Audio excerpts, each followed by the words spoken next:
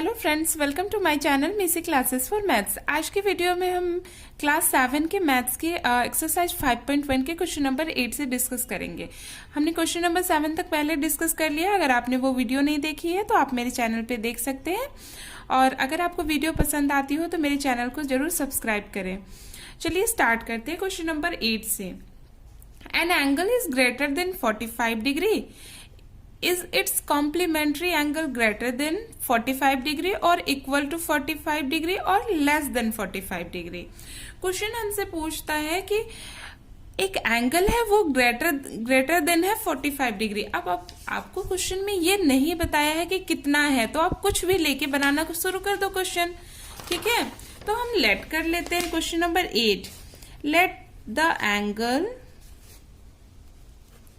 Is equals to 50 degree, क्योंकि ये है ना 45 डिग्री के से ज्यादा, क्योंकि क्वेश्चन में बोल रखा है कि an angle is greater than 45 degree, और कितना है ये कुछ भी नहीं पता, तो आप कुछ भी ले सकते हो। ठीक है, is its complementary angle greater than 45 degree. अब कॉम्प्लीमेंट्री एंगल हम फाइंड कर लेते हैं।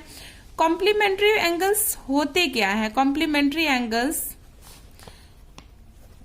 दो एंगल्स को हम कॉम्प्लीमेंट्री बोलते हैं जब उन दोनों का सम 90 डिग्री के इक्वल होता है।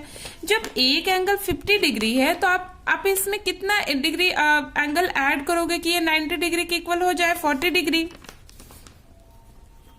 ये हमने कैसे फाइंड किया? सिंपल 90 डिग्री में से हमने पहले वाले एंगल को सब्सट्रैक्ट कर लिया। कॉम्प्लीमेंट्री एंगल हम ऐसे ही फाइंड करते हैं। तो हमारा कॉम्प्लीमेंट्री एंगल कितना हो गया? 40 डिग्री। अब क्वेश्चन क्या पूछता है? Is its complementary angle greater than 45 degree? क्या ये ग्रेटर देन 45 डिग्री है? नो, ग्रेटर देन तो नहीं है। और इक्वल टू 45 डिग्री, क्या ये इक्वल है 45 डिग्री के? इसका भी आंसर होगा नो। और लेस देन 45 डिग्री, क्योंकि ये लेस देन 45 डिग्री है तो आप लिख सकते हो इट्स कॉम्प्लीमेंट्री एंगल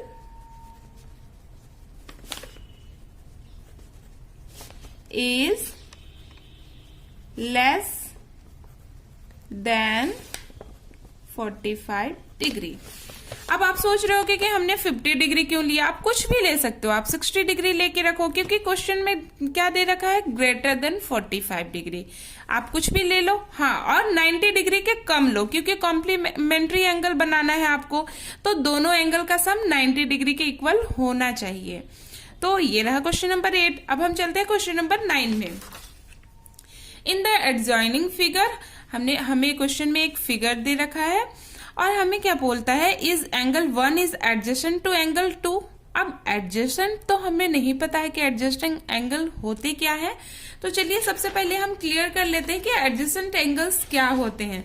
जब भी हम एडजेसेंट एंगल बनाते हैं तो एडजेसेंट एंगल में दो एंगल की बात होती है। ठीक है, एडजेसेंट एंगल की क्वालिटीज क्या होती है हम इसमें देखते हैं इस फिगर में। मान लो ये एक फिगर है जिसमें एंगल 1 है AOC और एंगल 2 है COB। अब ये दोनों एंगल एडजेसेंट एंगल होते हैं, और क्यों होते हैं? दे have a common vertex. Vertex हो गया आपका O। इन दोनों एंगल का कॉमन वर्टेक्स है O। एंगल 2 में भी O है और एंगल 1 में भी O है, और ये इसका क्या है? वर्टेक्स है। तो कॉमन वर्टेक्स हो गया इन दोनों का, एंगल 1 और एंगल 2 का कॉमन वर्टेक्स O हो गया। और क्या होता है एडजेसेंट एंगल्स में? They have a common arm. इन दोनों का आर्म का मतलब क्या होता है? साइड। ठीक है, आप कोई भी लाइन ले लो तो उसमें जो एक साइड हो गया यही हो गया इसका आर्म, और ये इनका क्या होता है? कॉमन आर्म होता है। एक आर्म ऐसा होता है जो दोनों एंगल में कॉमन होगा। जब हम AOC में लेंगे तो देखेंगे कि OC इसमें भी आता है, और जब हम एंगल COB लेंगे, एंगल नंबर 2 लेंगे, उसमें भी हमें क्या मिलेगा? OC मिलेगा। तो ये क्या है? इन दोनों का कॉमन आर्म है। और क्या कहता है? The non common arms are on either side of the common arm. ये जो कॉमन आर्म होगा, इसके अलावा जो भी आर्म होगा इन दोनों एंगल्स का इसके दोनों साइड होगा, एक ही साइड नहीं होगा इनका नॉन कॉमन आर्म। जैसे कि एंगल AOC का कॉमन आर्म है OC, नॉन कॉमन आर्म कौन सा है? AO है। ये तो इस साइड होगा, अगर मान लो ये इस साइड है तो दूसरे वाले एंगल का जो नॉन कॉमन आर्म है इस साइड नहीं होगा, दूसरे साइड होगा। जैसे कि यहाँ OB क्या है, इस साइड है, ये राइट साइड है OB और लेफ्ट साइड है OA। तो हमें ये क्लियर हो गया, the non common arms are on either side of the common arm. Common arm के दोनों तरफ होगा नॉन कॉमन आर्म्स। तो आई होप आपको एडजेसेंट एंगल क्लियर हो गया होगा। तो चलिए हम देखते हैं क्वेश्चन नंबर 1 क्या कहता है, is angle 1 is adjacent to angle 2। हम चलते हैं एंगल 1 और एंगल 2 की तरफ। एंगल 1 कौन सा है, AOC। ठीक है, तो हम क्या करते हैं, ड्रॉ कर लेते हैं। इससे हमें क्या होगा, आसानी होगा। इसमें बहुत सारे एंगल्स हैं तो हमें कंफ्यूजन हो सकता है, तो हम पहले ड्रॉ कर लेते हैं। एंगल AOC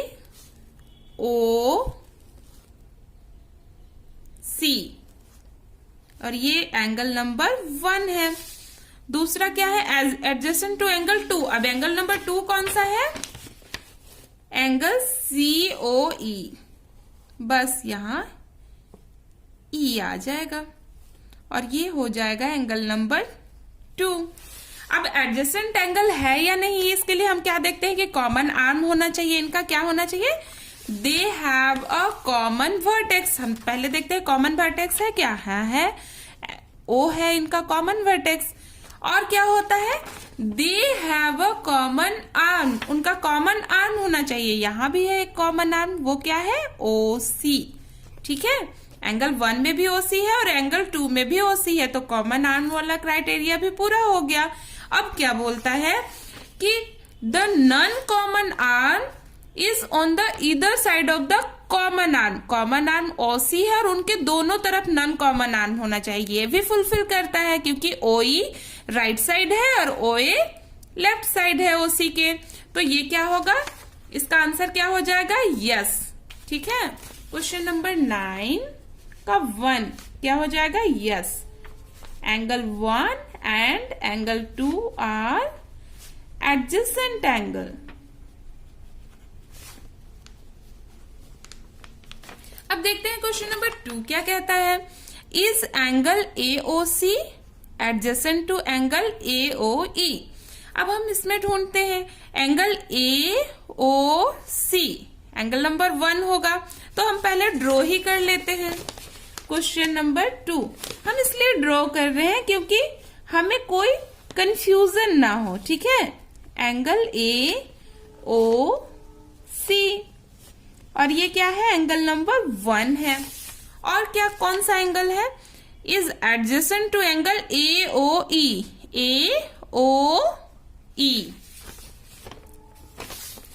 AOE फिगर तो सेम ड्रॉ हो रहा है, लेकिन एंगल 2 कौन सा हो जाएगा, ये पूरा हो जाएगा क्योंकि इसमें इनका नाम क्या है, AOE। अब क्या ये दोनों एडजेसेंट होगा, हम कैसे चेक करेंगे, पहले तो हम एंगल 1 देख लेते हैं AOC और एंगल 2 क्या है, AOE। ये क्या है, 2 है। ठीक है, अब इन दोनों में कॉमन क्या है, कॉमन वर्टेक्स O तो दोनों में है, ये सही है। कॉमन आर्म भी है OC, ये भी सही है। पर क्या इन दोनों का नॉन कॉमन जो आर्म है, सॉरी, इनका कॉमन आर्म OC नहीं होगा, OA होगा। ऐसे हम फिगर अगर देख लें, एंगल 1 है AOC। ओके, ये क्या है, एंगल 1 है, लेकिन एंगल 2 क्या है, AOE। ये है एंगल 2। अब हम इन दोनों में देखते हैं, क्योंकि ये इसके अंदर ही था इसलिए हमें कंफ्यूजन हो रहा था, तो हमने क्या किया, इन दोनों फिगर्स को अलग कर लिया। अब एंगल AOC हो गया, एंगल AOE यहाँ है। अब हम कॉमन देख सकते हैं, कॉमन वर्टेक्स क्या है, O है। कॉमन आर्म क्या है इन दोनों में, AO। ये क्या है, कॉमन आर्म है। तो 2 क्राइटेरिया तो पूरे हो गए। अब हमें क्या देखना है कि जो नॉन कॉमन आर्म है वो इधर साइड है कॉमन आर्म के, मतलब हम पहले देखेंगे कि AO कहाँ है, AO है यहाँ, और नन कॉमन आर्म क्या हो गया, OE और OC हो गया, पर ये इसके दोनों तरफ ना होके एक ही साइड है, तो क्या ये एडजेसेंट होगा, नहीं होगा, क्योंकि नन कॉमन आर्म जो होता है वो ईदर साइड होता है, दोनों साइड होता है कॉमन आर्म के, तो इसका आंसर क्या हो जाएगा, नो। क्वेश्चन नंबर 3 देखते हैं हम। Do angle COE and angle EOD form a linear pair. इसमें हम किन किन एंगल की बात हो रही है, COE और angle EOD form a linear pair. अब हमें क्या पता करना है कि लीनियर पेयर है कि नहीं, तो ये बताने से पहले हमें पता तो होना चाहिए कि लीनियर पेयर क्या होता है। तो लीनियर पेयर क्या होता है वो हम देख लेते हैं। और linear pair is a pair of adjacent angles. ये क्या होता है, पेयर होता है एडजेसेंट एंगल्स का। एडजेसेंट एंगल क्या होता है वो तो हमने अभी देख लिया है।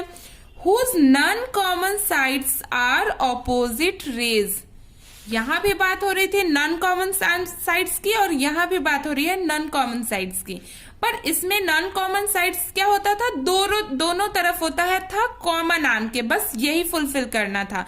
पर यहां क्या होता है, non common sides are opposite ray. Opposite ray होना चाहिए नॉन कॉमन साइड्स। मान लो इस फिगर में देखते हैं BOC और COA, इनका कॉमन आर्म क्या है, OC है, ठीक है। नॉन कॉमन आर्म क्या होगा, BO और OA होगा। इन दो नॉन कॉमन आर्म्स का जो रे होता है ऑपोजिट होना चाहिए। जैसे कि ये इस साइड है तो दूसरा जस्ट उसके ऑपोजिट साइड्स होगा, तो ये क्या होगा, लीनियर पेयर होगा। जैसे कि ये राइट साइड अगर इसका रे जा रहा तो जस्ट इसके ऑपोजिट साइड लेफ्ट साइड पे जाएगा दूसरा नॉन कॉमन साइड, उसे क्या बोलेंगे हम, लीनियर पेयर बोलेंगे। तो क्या देखते हैं ये फुलफिल करता है। जब हम इस वाले में देखते हैं COE और EOD में, तो इनका नॉन कॉमन साइड्स क्या है, OC है और OD है। तो क्या जस्ट ऑपोजिट है ये, हाँ ऑपोजिट है। ये वाला जो OC के जस्ट ऑपोजिट OD है, तो क्या ये फॉर्म करेगा लीनियर पेयर, हाँ करेगा। तो ये इसका आंसर क्या हो जाएगा हमारा, यस। क्वेश्चन नंबर 3, 9 का 3 हो जाएगा हमारा यस। क्यों होगा ये तो आपको पता है, क्योंकि इसका एक कॉमन आर्म और कॉमन वर्टेक्स तो हमने देख लिया, और जो नॉन कॉमन आर्म है वो जस्ट ऑपोजिट रेज होगा। आपको बस देखना है कि जस्ट ऑपोजिट, कोई भी टेढ़ा मेढ़ा ऐसे नहीं होगा, पूरा सीधा ऑपोजिट में। अगर एक लेफ्ट जाता हो तो दूसरा राइट जाएगा, पूरा का पूरा, ठीक है। Question number 4, R angle BOD and angle DOA supplementary. अब सप्लीमेंट्री के लिए हमें क्या देखना होता है, उन दोनों का सम 180 डिग्री के इक्वल होना चाहिए, पर यहाँ तो किसी भी एंगल का मेजरमेंट नहीं दिया हुआ है। तो और हम क्या देख सकते हैं कि ये लीनियर पेयर है क्या, क्योंकि लीनियर पेयर में अगर दो रेज जस्ट ऑपोजिट होते हैं और तो इन दोनों एंगल का सम 180 डिग्री के इक्वल होता है। तो क्या हम पहले चेक करेंगे कि क्या ये लीनियर पेयर है। तो देखते हैं हम एंगल 4 और एंगल 5, यही तो है BOD और एंगल DOA। ऑपोजिट रेज देखते हैं हम, नॉन कॉमन तो हो गया OD। अब नॉन कॉमन क्या है, OA और OB। क्या ये ऑपोजिट रेज है, हाँ है। OA और OB ऑपोजिट रेज है, तो क्या ये सप्लीमेंट्री होंगे, हाँ होंगे, क्योंकि ये लीनियर पेयर ऑफ एंगल है। तो क्वेश्चन नंबर 9 का 4 क्या हो जाएगा, yes, they are supplementary angles.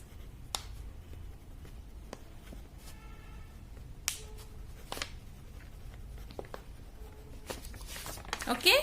Question number 5, is angle 1 vertically opposite to angle 4। जो हमारा एंगल 1 है क्या वो वर्टिकली ऑपोजिट है एंगल 4 के। जब भी हमें वर्टिकली ऑपोजिट एंगल्स देखने होते हैं तो हमें क्या देखना होता है, हमें बस मन में सोचना होता है। आप एक कैची सोच लो मन में, जैसे कि दो लाइंस जब इंटरसेक्ट करते हैं, ठीक है। मान लो एक लाइन है ये और एक लाइन है ये, जब ये इंटरसेक्ट करेंगे, एक दूसरे को काटेंगे, ठीक है, तो ऑपोजिट एंगल्स जो होंगे वर्टिकली, यही हो जाएंगे वर्टिकली एंगल्स। अगर मान लो ये 1 है और ये 4 है एंगल, ये मान लो 2 है और ये है एंगल 3, तो वर्टिकली ऑपोजिट एंगल 1 और 4 हो जाएंगे, ठीक है। ऑपोजिट एंगल्स हमें देखने होते हैं, तो ये बिल्कुल सिंपल है। हम देखेंगे कि आप दो लाइंस एक दूसरे को कट कर रहे हैं, डी सी कट कर रहा है ए बी को, तो वर्टिकली ऑपोजिट एंगल्स क्या हो जाएंगे, एंगल 1 और एंगल 4। तो इसका आंसर हमारा क्या हो जाएगा, yes, they are vertically opposite angles. इसका आंसर क्या हो जाएगा, yes, they are vertically opposites angles. Vertically opposites में बस हमें देखना होता है कि क्या दो लाइन कट कर रही है एक दूसरे को, और कट कर रही है तो बस उसके वर्टिकली ऑपोजिट्स एंगल्स देखने होते हैं हमें। अब क्या है question number 6, what is the vertically opposite angle of angle 5। अब हमें क्या देखना है, एंगल 5 और इसका वर्टिकली ऑपोजिट एंगल कौन सा। तो एंगल 5 क्या है, ए ओ डी। अब हमें क्या फाइंड करना है, देखना है कि कौन सा दो एंगल कट कर रहा है। तो हम क्या देखेंगे, ए बी कट कर रहा है, डी सी को कट कर रहा है ना, तो एंगल 5 ये हो गया, तो इसका ऑपोजिट एंगल्स ये पूरा हो जाएगा, तो इस पूरे एंगल का नाम क्या हो जाएगा, सी ओ बी, ठीक है। तो इसका आंसर क्या हो जाएगा, क्वेश्चन नंबर 9 का 6 हो जाएगा एंगल सी ओ बी। यही वाला एंगल ना 5 के ऑपोजिट होगा, सी ओ बी, ये पूरा एंगल, ठीक है। तो आई होप क्वेश्चन नंबर 8 और 9 आपको अच्छे से क्लियर हो गया होगा। अगर आपको किसी भी तरह का डाउट हो तो आप कमेंट सेक्शन में मुझसे पूछ सकते हैं, और अगर आपको वीडियो पसंद आई हो तो वीडियो को लाइक करें, मेरे चैनल को सब्सक्राइब